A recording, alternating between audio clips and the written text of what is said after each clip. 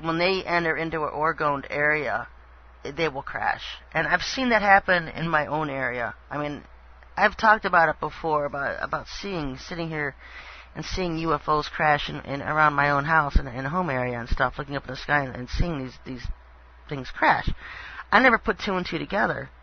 I never realized that, hey, you know what? It's this orgone that it assimilates into the air, into the atmosphere, and when these UFOs come into it, boom, they crash. And so there's something going on. I'm not a scientist. But I do believe that's exactly what can happen, because I've seen in the codes how that when they do arrive, they're so furious. I mean, it's not like, oh, I'm God, happy to be here, I'm your new world teacher, hello everybody. When they come, they're angry. They're immediately angry. And so why are they angry? I mean, they're not, you know, these joyful ascended masters finally get to Earth and want to deceive mankind, let's get busy with the order of the day type thing. They're angry. And of course they're angry. They're angry at the Lord's people. The first step, they're not even here. They don't even step foot on the earth, and they're not angry at the Lord's people. I love it. I love it. They're not here 2 seconds, and they're mad. Because the Lord's people have given them a nice welcome party. You know, when they come with all these angelic hosts, they want to come and arrive. You know, Satan has these big plans of deceiving people that they're angels from heaven coming to earth, and all these UFOs, and you know, this whole angelic thing from heaven, this whole facade they have planned. And the UFOs start crashing left and right. And so that's the welcome party from the Lord's people. His warriors that have been busy the last couple of years, coming out more and more publicly about it, because you know, for the first several years we've had to stay in the background and get busy and get things done. Once everybody knows what you're doing, you're no longer hidden, it's no longer a secret. You really don't have the flexibility you once had to just go out and go on orgone trips and work on projects and things like that. And so now that we've accomplished so much, and we're literally just waiting for them to arrive, it's time to just come out more and more with that and get other people busy. Because, you know, like I said, this orgone to an alien, these demonic creatures are like garlic to vampires. And so if you want to protect your neighborhoods, your homes, your towns, your cities, then you've got to get this orgone out, because it's the only thing that's going to stop these aliens. And you know what, the Bible it talks about the last days and Satan being on earth. I don't think people grasp the full picture of Satan being on earth. If you look at Revelation chapter 12 and Satan being cast out of heaven, his forces are coming with him. Imagine Satan not only being a singular beast, Satan, but millions of his forces with him. I mean, that's, you know. And if you look at the fourth horseman, I talked about this a couple weeks ago, the pale horse rider, the pale horseman. This pale horse rider is this Sananda Asu Emmanuel. He's the false prophet, the second beast. And if you read in Revelation chapter 6, hell and Hades ride after with him. These are the forces. He's got forces riding with him. Hell is plural. I mean, hell's not just a singular thing.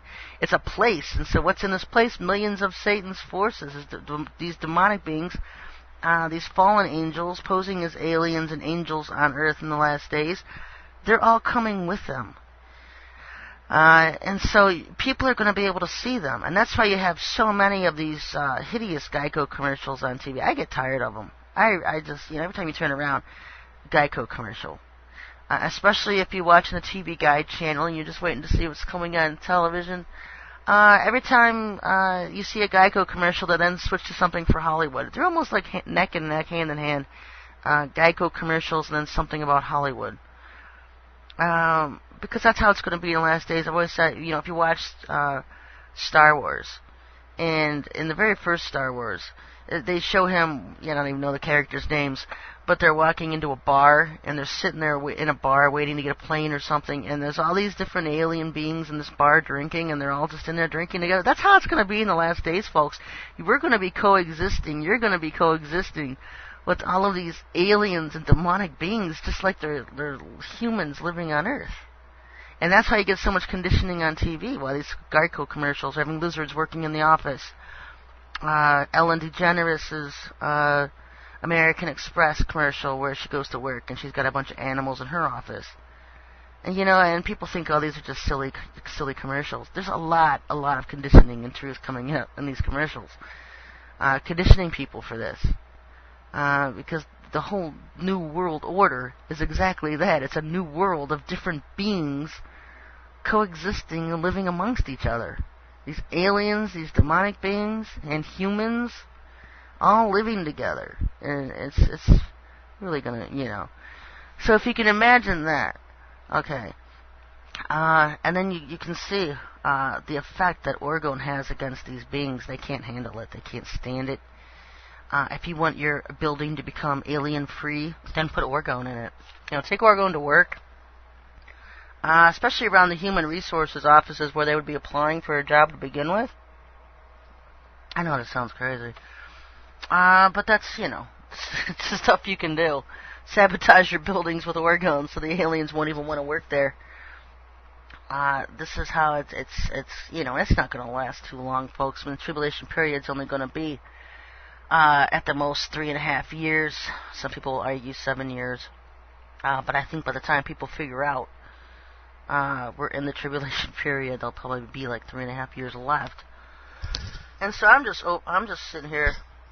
I play it both ways. I'm watching to see what goes on with Israel. I don't really believe one way or the other that they will build a temple. I think that's a whole distraction technique by the Masons. And the Lord always tells me and always reminds me, by deception, Satan deceives the world. And so if the whole world's always waiting for this stupid temple to be rebuilt, they'll never see the tribulation coming up behind them, that it's already here. And the reason I call it a stupid temple is because it is. How can you have a holy temple built by man's hands in this day and age? There's nothing holy about it. And if you look at who's running Israel today, it's the Khazar Jews, the serpent seed line Jews. How are they going to make anything holy? They're serpent seed line. Okay, the only thing holy today in the world is the Lord's temple being His people. His people are the temples.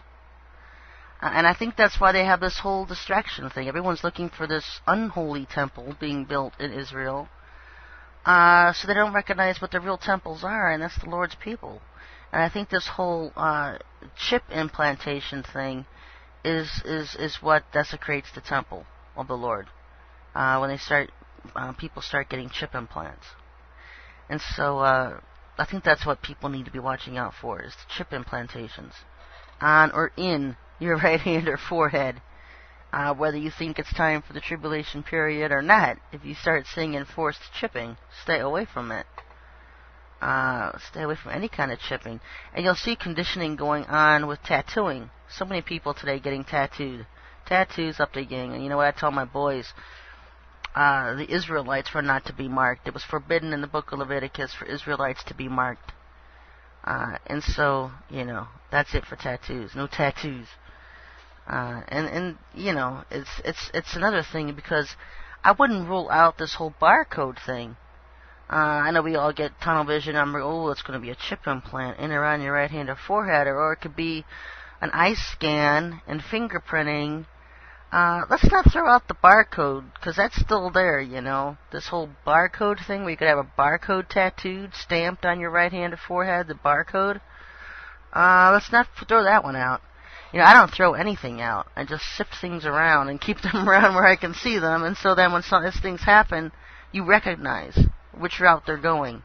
And that's the way I encourage everybody to be, not to get tunnel vision on any one route, to keep everything in front of you and open, and so that you recognize which route they're going. Because like I've said, Satan has more than one way to come to power. He's not counting on any one way.